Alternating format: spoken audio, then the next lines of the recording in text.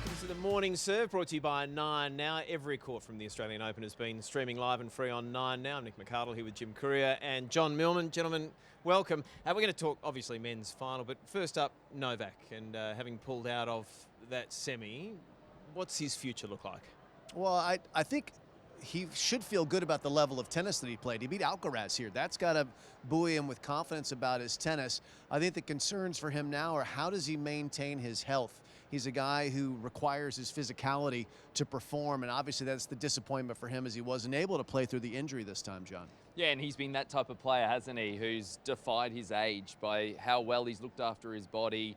His movement hasn't skipped a beat, but I'm with you. Like, I think there's a lot of positives to bring out of this tournament. The fact that his level was right up there. He said that he'll keep playing tennis until he feels like he can no longer compete at this level. I think he's proven that he can. Just got to make sure his body's all right. Is that just about managing his schedule now, targeting tournaments, maybe majors and the big ones? You know, it's an interesting piece, right? Because I think you can certainly do that. You can play less, but there is an argument also that you need to be match fit, and you can't really get that way on the practice court. This guy has so much experience. Far be it for me to tell him how to manage a schedule. He's got to manage a bunch of different things with his family and all that. But I think in my mind, I would say if you're going to play less, you still need to play a little bit before the majors so your body's battle tested. Yeah, and look, I think that you're spot on. He said that he's going to prioritize those Grand Slams. That just doesn't mean rolling out for the Grand Slams. It's about making sure you're peaking there, and that might involve slightly an easier schedule. But you're right, you have to go in under match conditions to get that resistance and that robustness built up. All right, let's talk about the men's final for 2025 here at the Australian Open. The two individuals involved, Jannik Sinner and Alexander Zverev. Jannik Sinner, we saw him cramping. He had some issues in that semi-final. Yeah, he did, didn't he? And that was a little bit unexpected for my mind. He was so good, wasn't he? I know it wasn't the longest of matches, but he was so good in that quarterfinals match, and he looked in peak physical condition. But I think this is probably off the back of that virus that we saw him have, or the undisclosed illness, I should say. Sorry, there's no breaking news here. But, you know, it's obviously knocked him around a bit. It was a little bit of a surprise. I'm sure he's hoping that another day to recover, and he's in slightly better physical condition come finals day. Yeah. Can you talk about his ability to compartmentalize things that are going on? You know, that mental strength, remarkable. Yeah, it is remarkable. You have to remember this guy does have a looming court date with WADA in the Court of Arbitration for Sport, which could see him receive a ban of a year or more for failing a couple of drug tests. So that's been, I'm sure, in his mind, but he's been able to put that to the side and find a way to play his best tennis. This is a guy who simply is not losing many tennis matches. It's been a while since he's lost one. You have to go back into the fall of last year, into October. So this guy knows how to stay focused in the moment. He'll be focused for this moment. I am a little bit concerned about what we saw against Holger Rune on Monday this week when the heat was there and he was dizzy on court. And that with the cramping in his last match as well. Will he be full of energy against someone as rugged as Zverev? You better be. And that's the question, isn't it? Is Alexander Zverev the player who can maximize, I guess, the issue? Yeah, I mean, definitely. And Alexander Zverev, make no mistake about it, he doesn't mind going the distance. This is a guy who goes into drill mode on the practice court and on the match court as often as he does. Trained with Alexander Zverev, played against him a lot. It's always a really physical encounter. So I do think that he can, you know, to stamp his authority in that physical domain against Jannik Sinner. Does it mean that Jannik would prefer to get it over and done with sooner rather than later? Well, he knows what he's actually feeling, and sometimes those cramps can come on from nerves. Sometimes they come on from physical exertion. He was having the pickle juice the other night, which may indicate that it was fatigue.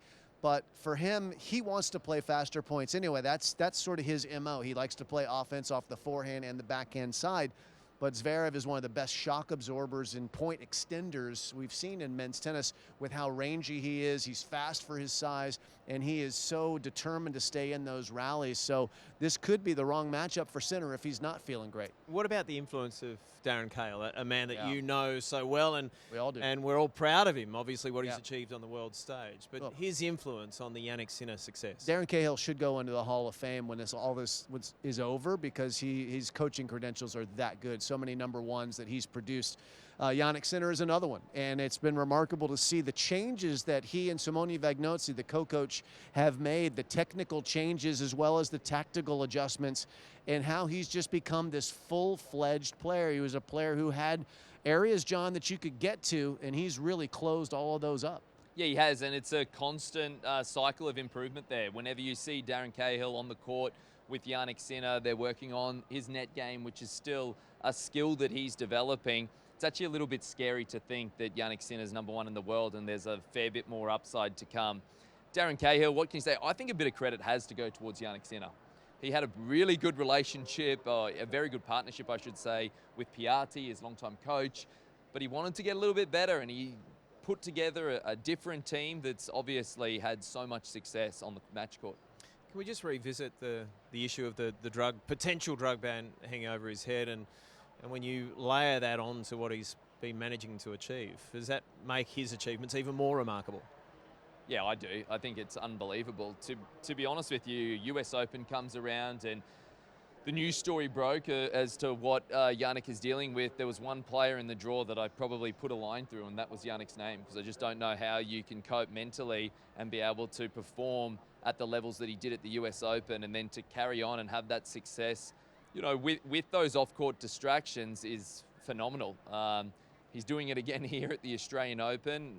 For me, it's quite remarkable. Yeah, it's his happy place, isn't it? It's the safe place for him right now, is where he can go out and do what he can do. And it's an area where he is in control of at least his side of the net. He's not in control of the proceedings, and that's got to be a really terrible feeling, a pit in his stomach, no doubt. But he's able, once he's walking onto that court, he goes into I'm here to play mode, and I'm going to do everything I can in my control, and he controls the ball so beautifully. All right, let's talk Alexander Zverev into his third Grand Slam final. The other two, US Open, French Open, he's been ahead and lost. How much of a scar is that for Alexander Zverev? We're going to find out. We're going to find out if he's able to convince himself that this time it's going to be something special, that this time he's improved, that he's made changes that are going to make the difference, because a lot of players, when they get into that rut, John, it's hard for them to get out of it. If he gets in a winning position, that's when we're going to find out if he's able to overcome it or not, or if those demons are right there for him. Yeah, he needs to be a goldfish, doesn't he? Just eliminate all those that little bit of scar tissue that no doubt he has. I think it's challenging for Zverev to do that, though. This is a guy who, when his brother played on the tour, Alexander Zverev as a little kid was out there drilling, and everyone looked at him as a little kid and said, this guy's the next big thing. And then he goes on here, wins the 2014 Junior Australian Open, and we point to him. It's only a matter of time before this guy goes and wins a Grand Slam. And those stories have continued, and now they're starting to change the narrative just a little bit. Is this the guy that's going to be go down as the best player not to win a Grand Slam? And he really needs to turn those negative thoughts into some positive ones if he is to succeed. It's an interesting mental space, though, because you clearly want to learn from those experiences, but you kind of have to let them go as well. Yeah, and there are two things that he should learn from those. One, from the U.S. Open final, stick to what's working. He pulled back on the throttle. He got really tentative when he was trying to finish the match.